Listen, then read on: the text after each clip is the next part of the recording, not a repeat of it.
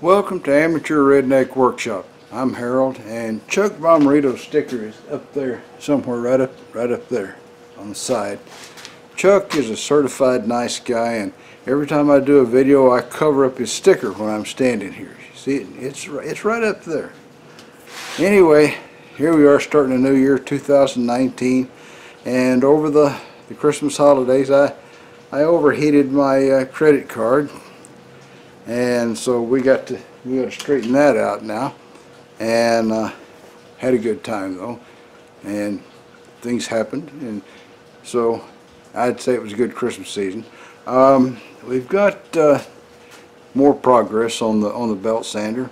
I thought that I would finish it for the end of 2018, but I didn't. I come up with probably another week's worth of work on it, and that's if I find a spring or make one. But anyway, at every little turn I found I had to make a little modification here, a little modification there, and so on, and change this and change that and so on. But we're still going to get there. Don't take me wrong on that. We're going to get there. It's just going to take a little bit of doing. In fact, by the end of the video here, I hope to have, you know, it almost finished.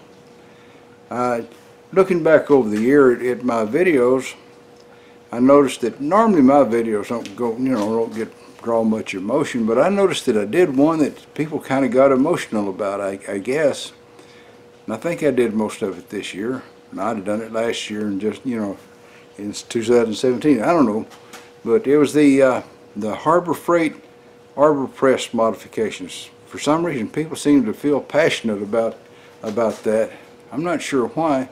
But, you know, that happened. And there was another one they felt passionate about. It was rebuilding a motorcycle crankshaft, and which is one of my most viewed videos.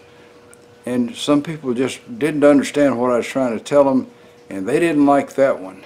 And really, if they had been behind the scenes in most of your motorcycle shops in the 70s, they'd have found out I was the guy, the precision guy, and the others weren't, because they were taking a tri-square and putting them together and pounding them together with a hammer if they didn't have a hydraulic press. They had a hydraulic press. The last bit of truing they got was when they slapped it up against that tri-square and squeezed it together. My crankshafts were always within 1/1000th of an inch, so, and that's singles, doubles, and triples, you know. Anyway, what the heck? All that's water under the bridge, and we got a belt sander to work on here, right? Let's get on with it. Alright, so I've crowned one of the wheels already, got him crowned. And I'm using the Harold method. I crown it on this side, and I'll take it off of the mandrel and turn it around and put it on the other. So both sides are at the same angle, and I don't have to reset this compound, but, you know, to change angles. It's really hard to see the other side of the thing, and that's where it's marked when you lean it the other way.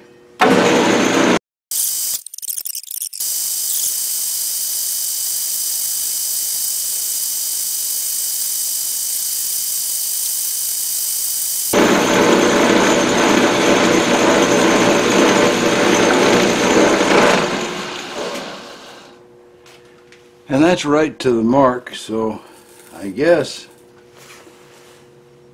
that's a good spot to stop. Now I'll just turn it around and do the same thing on the other side. Alright, so this particular step is to make a little spacer that the bearing can fit on here. This will go through the bearing, and it'll go into the little shoulder inside the little idler wheel. For the big tensioner wheel, I made a piece that went all the way through and had you know, a reduced size on each end for the bearings to slip up on. But I don't think it's necessary for these idlers. This will just stick into each side and keep strain off of the, you know, of the inner race bearing, you know, sideways strain off of it.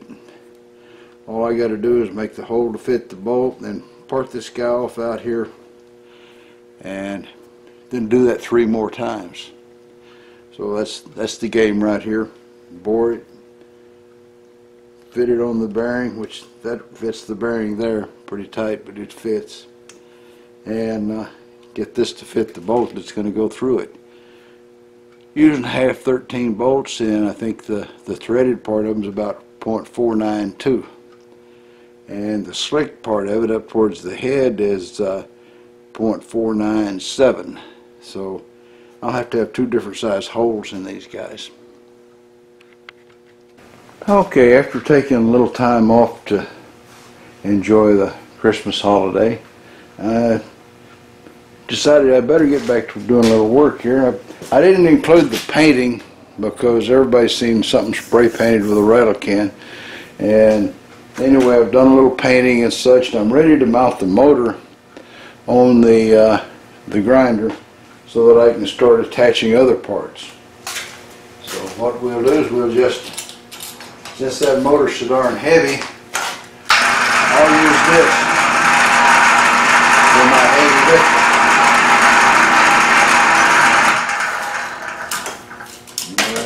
Let's see here. I've kind of wrapped the strap around this thing so that it can hopefully take up all the slack, and plus I have a lot of strap to use up there.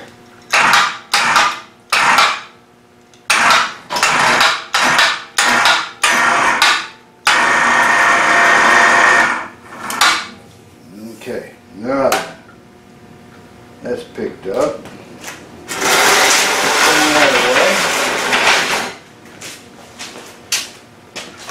We'll move in with this guy right here.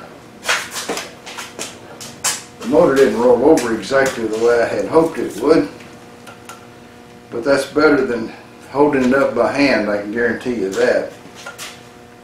And I got to get some, well, finger bolt right here. I think it's the right size.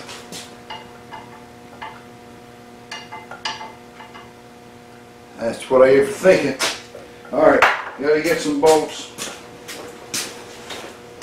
Take a nap till I get bolts. Alright, I got bolts.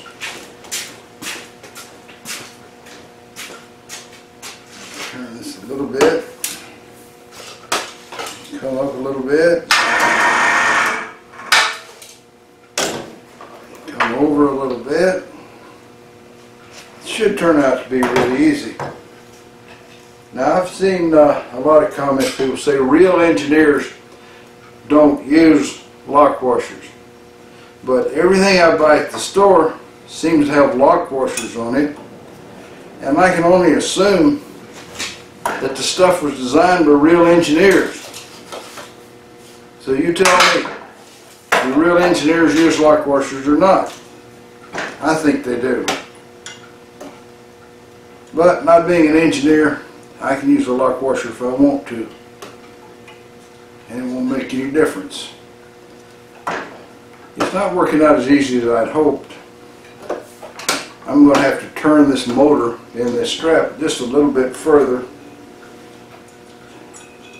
So I'm going to put you guys back to sleep while I try to turn the motor.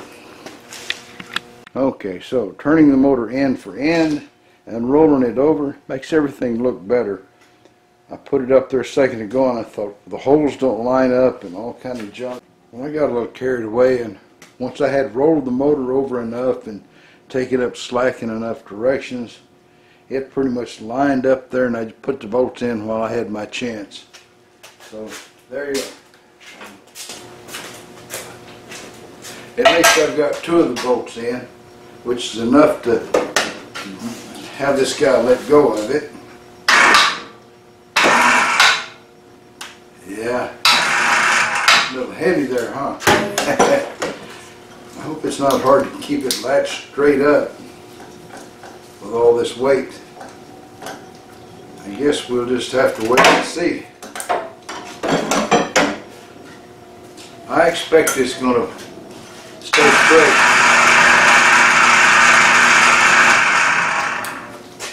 Without any whole lot of trouble. Alright, now let's move this guy back out of the way.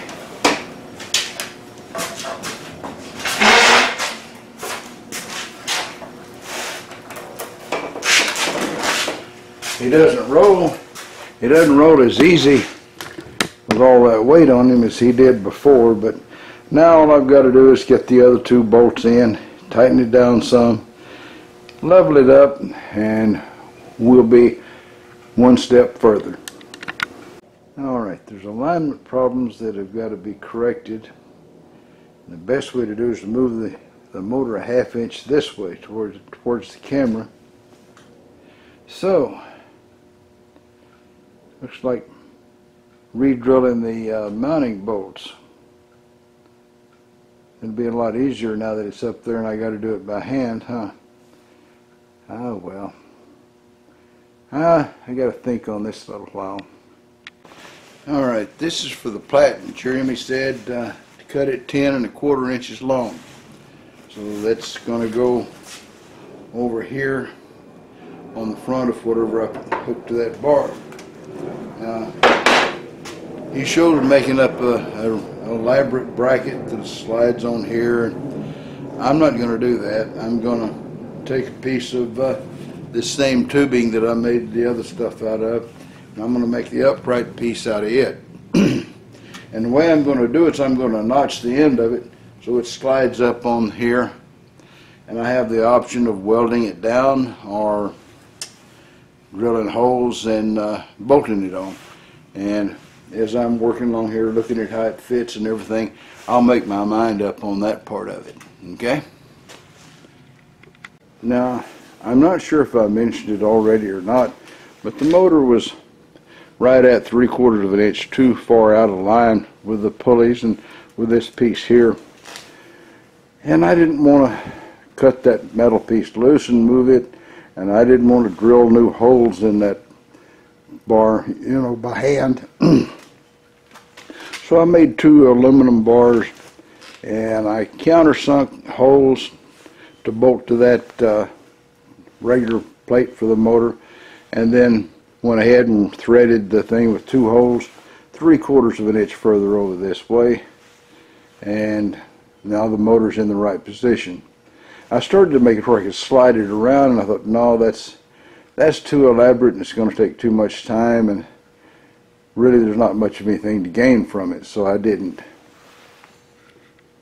What I'm going to do here is to cut a 1.5 inch wide by 1.5 inch deep slot in the end of this piece here.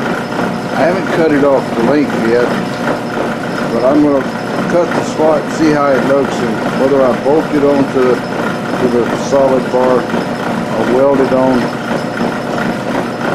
I'll be able to do it either way, and I'll still have it fit right. So I'll bring you back once the slot's cut. I know you're watching me run an end mill in there. You've seen that a million times, I'm sure. Alright, it fits nicely right down over there. So now all I have to do is decide whether I want to weld it on or bolt it on. Right at this minute, I'm going in favor of bolting it down, because I think that would give me the best results. And then I can put the wheel brackets on either side I want, and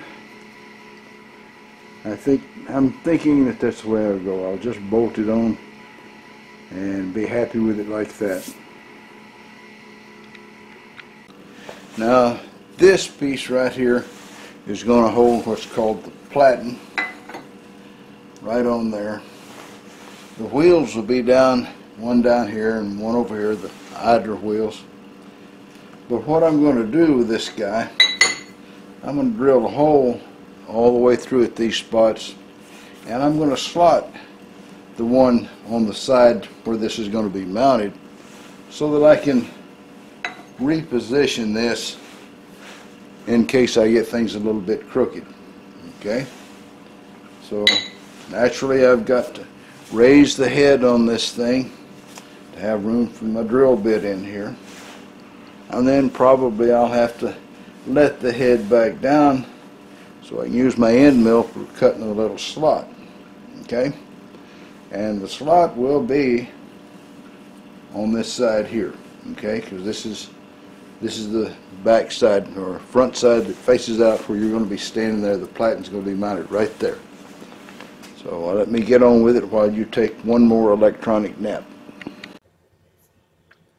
Well, that's all, folks. Y'all try to subscribe if you're not already a subscriber.